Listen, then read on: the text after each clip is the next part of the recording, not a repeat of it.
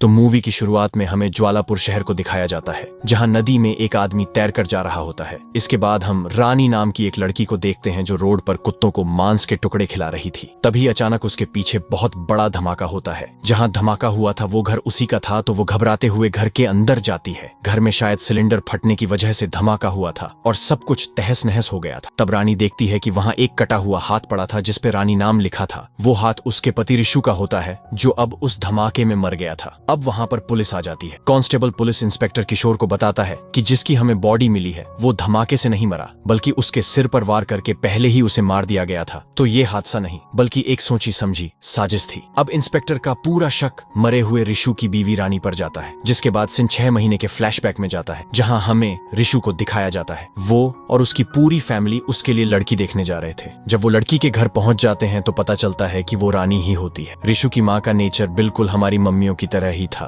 वो वहां पर लड़की के बारे में सारी जांच पड़ताल करने लग जाती है। रानी रिशु को चुप के देख रही होती है। तभी वहां उसकी मासी आकर कहती हैं कि लड़का तो काफी डिसेंट है, तुम्हें इससे ही शादी कर लेनी चाहिए। रानी कहती हैं कि देखने में तो एकदम सीधा साधा ही लग रहा है। तब उसकी मासी कहती हैं कि जो भी तुम्हारे पहले के सारे बॉयफ्रेंड्स थे उनसे तो कहीं ज्यादा बेहतर है। अब उसकी मासी बाहर जाकर रिशु से कहती हैं कि रानी तुम्हें किचन में बुला रही है। अब रिशु किचन में रानी से मिलने जाता है। रिशु काफी सीधा सादा लड़का था, तो वो काफी ज्यादा नर्वस हो रखा था। रिशु तो कुछ बोलता नहीं, तो रानी ही अपने बारे में बताने लगती है कि उसने लिटरेचर में पढ़ाई कर रखी है और टाइम पास के लिए वो सैलून में काम करती है और उसे खाना बिल्कुल नहीं बनाना आता, लेकिन वो संस्कारी बहुत है। फिर वो पूछती है कि आपने दिनेश पंडित की किताब पढ़ी है क्या? वो बेस्ट क्राइम नोवेलिस्ट है। वो छोटे छोटे शहरों में बड़े बड़े कत्ल करा देते हैं और पता भी नहीं चलता। रिशु उससे कहता है कि उसने उनके बारे में नहीं सुना है, पर वो अब जाकर उनकी किताब जरूर पढ़ेगा। रानी अब उससे उसकी हॉबीज पूछती है तो वो बताता है कि वो इंजीनियर है, तो घर के सामानों को ठीक करना उसको बड़ा पसंद है। तो रानी उसी बात पर उसे किचन का खराब पंखा ठीक करने को कह देती है। अब रिशु की माँ परेशान हो रही होती है कि वो किचन में क्या कर रहा है, तो वॉशरूम के बहाने जाकर देखती है तो उसका बेटा उनके घर का पंखा ठीक कर रहा होता है। रिशु को रानी पसंद आ गई थी। वो उससे ही शादी करना चाहता था, पर उसकी माँ ऐसा नहीं चाहती थी, क्योंकि जो सीन उसने किचन में देखा था उससे उन्होंने अंदाजा लगा लिया था कि आगे क्या होगा। इधर रिशु उसके प्यार में पागल हो गया था। वो अब रानी को खुद के साथ ही इमेजिन करने लगा था। अब वो चश्मे के बजाय कॉन्टैक्ट लेंस लगाने लगा था। उसके फेवरेट क्राइम नॉवलिस्ट की बुक भी पढ़ने लगा था, और तो और उसने उसके नाम का परमानेंट टैटू तक भी करवा लिया था। सारी रजामंदी हो जाने के बाद उन दोनों की धूमधाम से शादी हो जाती है। अब सिन फिर प्रेजेंट में आ जाता है, जहां रानी पुलिस स्टेशन में बैठी होती है। रिशु की मौत के 2 महीने बीत चुके थे, पर इंस्पेक्टर को यही लग रहा था कि रानी ही खूनी है। इंस्पेक्टर रानी से सब कुछ बताने को कहता है। सीन फिर फ्लैशबैक में जाता है, जहां हम देखते हैं कि रानी अब शादी करके रिशु के घर आ जाती है। अब जैसे नई दुल्हन आने पर काफी जश्न होता है,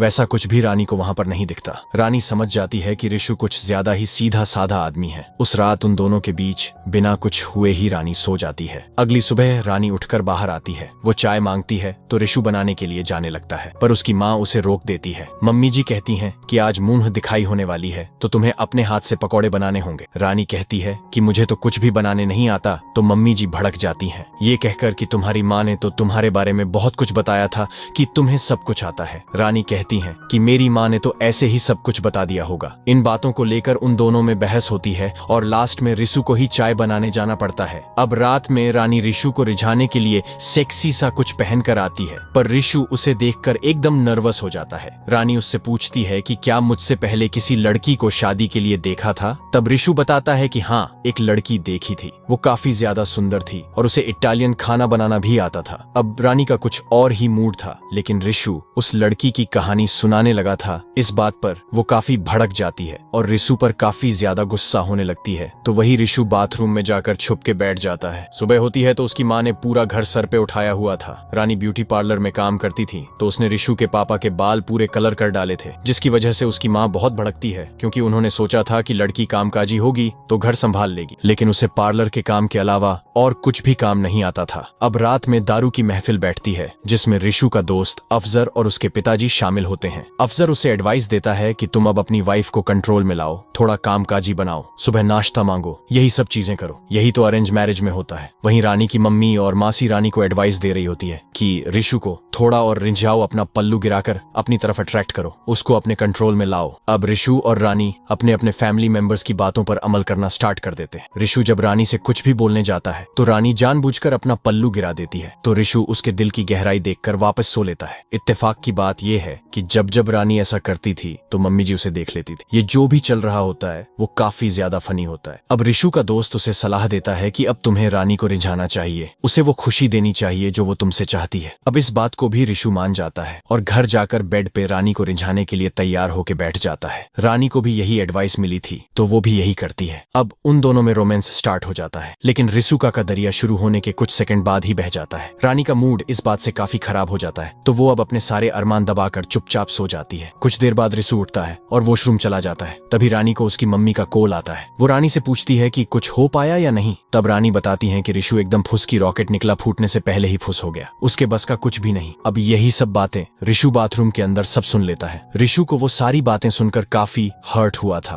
तो वो रानी को इग्नोर करना शुरू कर देता है। रानी उससे बात करने का ट्राई करती रहती है पर वो उसे ठीक से बात नहीं करता। एक दिन रानी उससे पूछ ही लेती है कि आखिर हुआ क्या है, क्यों इग्नोर कर रहे हो मुझे। तब रिशु उसे बता देता है कि उस दिन उसने सारी बातें सुन ली थी। रिशु उससे पूछता है कि आपको कैसा लड़का चाहिए था। तब रानी बताती है कि जो ड्रेसिंग हो, उसका सेंस ऑफ ह्यूमर अच्छा हो और ऐसे ही कई क्वालिटीज बताती है। तब रिशु कहता है कि आपको तो 5-6 लड़के एक साथ ही चाहिए, तो एक में ही इतनी सारी क्वालिटीज कहाँ मिलेंगी। रानी कहती है कि एक लड़के में कम से कम 1-2 क्वालिटीज तो हो। रिशु उससे कहता है कि बॉस ने MBA की कोचिंग लगा दी है तो ऑफिस के बाद मैं वही जाऊंगा और आपको जैसा लड़का चाहिए था वैसा नहीं मिला तो उसके लिए माफ करना। उसके बाद से रिशु और रानी की दूरियां बढ़ती चली जाती हैं और उन दोनों में बिल्कुल भी बात होना खत्म सी हो जाती है। एक दिन रानी देखती है कि रिशु किसी लड़की से बात कर रहा था। ये देखकर उसकी काफी ज्यादा जल जाती है और वो उसी टाइम रिशु के पास जाकर उसे उल्टा सीधा सुना देती है। यहाँ तक तो सब जैसा चल रहा था वैसा ही चल रहा था, लेकिन अब कहानी एक नया मोड़ ले लेती है। अब घर में मम्मी जी के बहनोई का भांजा कुछ दिन के लिए रहने को आया होता है। रानी उससे मिलती है और उन दोनों में थोड़ी बातचीत होती है। लड़के का नाम नील होता है और वो टूरिस्ट को रिवर राफ्टिंग राइड कराता था। वहाँ रहकर नील को एहसास हो जाता है कि रिशु और रानी की आपस में नहीं बनती है। नील बिल्कुल वैसा ही लड़का था जैसा रानी अपने ख्यालों में सोचती थी, तो वो धीरे धीरे उससे ही अट्रैक्ट होने लग जाती है। रानी ने कभी भी किचन में कोई भी काम नहीं किया था पर वो नील के लिए चाय बनाकर ले जाती है। नील उसे फिर उसके हाथों का खाना खाने की इच्छा जताता है तो अब रानी खाना भी बनाने लग जाती है। रिशु को लग रहा होता है कि शायद रानी उसे मनाने के लिए इतना सब कुछ कर रही है और वही मम्मी जी अब उसे ये सब करते देख काफी खुश हो जाती है। एक दिन रानी किचन में खाना बना रही होती है तो नील उसके बालों को कानों के पीछे करके चला जाता है। रानी उसके कमरे में जाकर उसे दोबारा ऐसा करने को मना करती है, लेकिन तभी उनके बीच एक मोमेंट बन जाता है और वो दोनों एक दूसरे को किस करने लग जाते हैं और फिर दोनों इंटीमेट होते हैं। अब नील मटन खाने की इच्छा जताता है। रानी प्योर वेजिटेरियन थी लेकिन उसके लिए मटन बनाने को तैयार हो जाती है। मम्मी जी घर में मटन बनाने को राजी नहीं होती। तब रिशु उसे एक अलग किचन देता है। उसको मटन बनाने के लिए रानी खुशी से मटन बनाकर लाती है। तब मम्मी जी बताती हैं कि रिशु को बाद में खिला देना और नील तो अचानक से सामान पैक करके चला गया है। अब ये सुनकर रानी शॉक हो जाती है कि वो ऐसे कैसे अचानक से जा सकता है। तब उसे समझ आता है कि वो गया नहीं बल्कि भाग गया है। रात में रिशु घर आता है तो रानी उसे मटन खिलाती है। रिशु काफी ज्यादा खुश होता है क्योंकि उसे लगता है कि उसने उसके लिए बनाया है, लेकिन तब रानी उसे सब कुछ सच बता देती है कि उसने ये मटन नील के लिए बनाया था। वो उससे प्यार करने लग गई थी लेकिन वो उसे छोड़कर भाग गया। ये सब सुनकर रिशु कोई भी रिएक्शन नहीं देता है और ऐसे खाना खा रहा होता है जैसे उसने कुछ सुना ही ना हो। पर ये सच जानने के बाद वो अंदर ही अंदर टूट चुका था। वो अब कॉन्टैक्ट लेंस हटाकर चश्मा लगाकर अपने रूम में आ जाता है और नील से मिलने के लिए नोएडा चला जाता है। जब नील उसे दिखता है तो वो एक स्क्रू ड्राइवर लेकर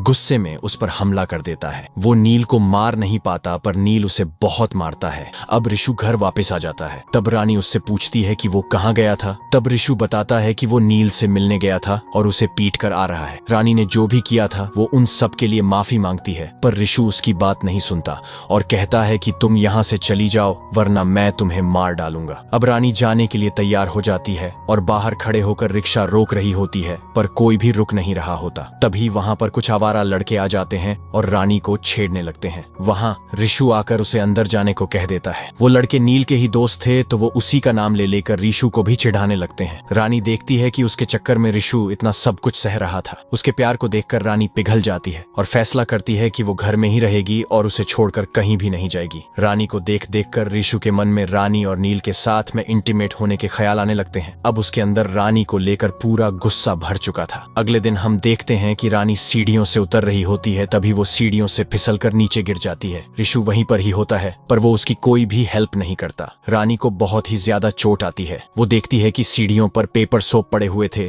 जिससे कि लग रहा था कि उसे जानबूझकर गिराने की साजिश की गई हो। रानी रिशु के पर्स में से पैसे निकालने जाती है तो देखती है कि उसके पर्स में पेपर सोप का पैकेट पड़ा था। तब उसे समझ आता है कि ये चीज रिशु ने ही की थी। रिशु के अंदर गुस्सा भरा हुआ था। रानी ने जो किया था वो उसका उससे बदला ले रहा था। अब वो ऐसे ही रानी के साथ कुछ न कुछ करता ही रहता था और उसे चोट पहुंचाकर उसे उसकी गलती का एहसास दिला रहा था। रानी को पता था कि वो भले ही ये सब कर रहा है पर वो उससे प्यार भी बहुत करता है, इसीलिए वो ये सब सह रही थी और घर से नहीं जा रही थी। एक दिन छत पर रिशु दारू पार्टी कर रहा होता है। तब रानी वहां आकर उसे कहती है कि ऐसे ही धीरे धीरे तड़पाने से अच्छा है कि तुम मुझे जान से ही क्यों नहीं मार देते। वो छत की बाउंड्री पर जाकर खड़ी हो जाती है और उसे धक्का देकर एक बार में ही मार डालने को कहती है। रिशु उसके पास जाता है पर उसे धक्का नहीं देता। वो उसके साथ कितना भी कुछ कर ले पर वो उससे प्यार तो करता ही था। रानी तब उससे रो रो कर अपनी गलती के लिए माफी मांगती है। रिशु को एहसास होता है कि रानी को समझ आ चुका है कि सच में उसकी गलती थी। अब रिशु उसे माफ कर देता है और उसे अपना लेता है। अब उन दोनों में धीरे धीरे करीबियां आने लगती हैं और उनके प्यार की एक नई शुरुआत हो जाती है। अब एक दिन वो दोनों कहीं बाहर घूमने गए हुए थे, तभी वहां एक बाइक वाला आता है और उनकी कार से टकराता है, जिसकी वजह से उनकी कार का शीशा टूट जाता है। वो बाइक वाला कोई और नहीं बल्कि नील होता है। रानी उसकी शक्ल देखकर एकदम गुस्सा हो जाती और कार से निकलकर उसकी बाइक का भी शीशा तोड़ देती है। नील रिशु से कहता है कि मेरे बाइक पे जगह खाली हो गई है तो रानी से पूछ लो कि शायद वो बैठना चाहे। ये सुनकर रिशु को बहुत गुस्सा आ जाता है और वो गाड़ी भगाकर नील का पीछा करने लगता है। रानी उसके चेहरे पर जलन और गुस्सा दोनों देखती है। वो देखती है कि रिशु भले ही सीधा आदमी था लेकिन उसके लिए वो कुछ भी कर सकता था। रिशु गाड़ी भगाता है और नील को ठोकने लगता है पर कैसे भी करके नील वहां से भाग निकलता है। रिशु की कार खराब हो जाती है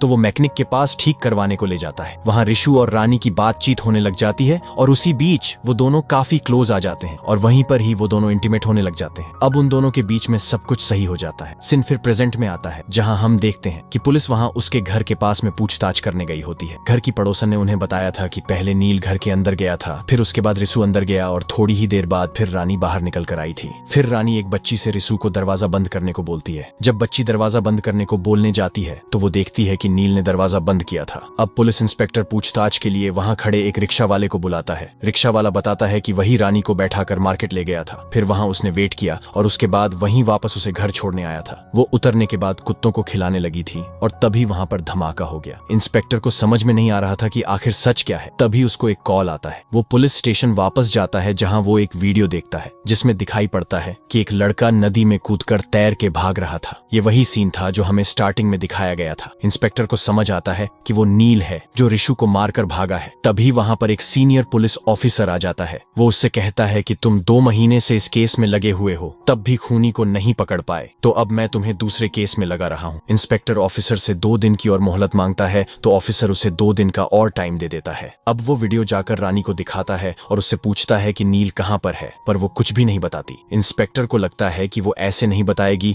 तो उसे फिर अंदर ले जाकर खूब मारते पीटते हैं, लेकिन वो फिर भी कुछ भी नहीं बोलती। अब इंस्पेक्टर उसे छोड़ देने को बोल देता है क्योंकि उसका प्लान था कि वो लाई डिटेक्टर लगाकर पूरा सच पता लगवा लेगा। रानी को अगले दिन लाई डिटेक्टर टेस्ट के लिए बुलाया जाता है। वो उससे पहले वॉशरूम जाने के लिए बोलती है। वॉशरूम में जाकर वो अपने चप्पल में एक कीला घुसा देती है जिससे कि उसको बहुत ही ज्यादा दर्द होता है। लाई डिटेक्टर हार्ट बीट को मेजर करके सच और झूठ का पता लगाता था, लेकिन अगर हार्ट बीट पहले से ही तेज होगी तो कुछ भी पता नहीं चल पाएगा। तो कील के चुभने से उसे दर्द हो रहा था और उसकी हार्ट बीट भी तेज हो चुकी थी। अब उसका टेस्ट स्टार्ट हो जाता है और उससे पूछा जाता है कि उस दिन क्या हुआ था। तब सीन फिर फ्लैशबैक में जाता है जहां हम देखते हैं कि मम्मी पापा किसी रिश्तेदार के यहाँ चले गए होते हैं और उस दिन रिशु के कुछ दोस्त आने वाले थे। तो रानी खाने का इंतजाम करने के लिए रिशु को कुछ सामान लाने को कह देती है। रिशु सामान लेकर वहां से जल्दी लौट आता है। जब वो घर आता है तो देखता है कि वहां नील आया हुआ था और रानी से बात कर रहा था। रानी उससे कहती है कि ये बस मुझे यहाँ पर परेशान करने के लिए आया है। तब रिशु रानी को बाहर जाने के लिए बोल देता है और नील से खुद ही बात करने को कहता है। फिर रानी वहां से सामान लेने के लिए निकल जाती है। वो कसाई के यहाँ जाकर मीट का बहुत बड़ा टुकड़ा लेती है और उसके बाद वहां से वापस आ जाती है और कुत्तों को खिलाने लगती है। तभी वहां पर धमाका हो जाता है। जब वो अंदर जाके देखती है तो रिशु का कटा हुआ हाथ पड़ा हुआ था। लाई डिटेक्टर की रिपोर्ट एकदम नॉर्मल आती है। डॉक्टर इंस्पेक्टर से कहता है कि हार्ट बीट रानी की तेज थी और पूरे टेस्ट के टाइम वैसे ही थी। अब मैं उससे ऐसे सवाल पूछूंगा जिसमें सिर्फ हाँ या फिर ना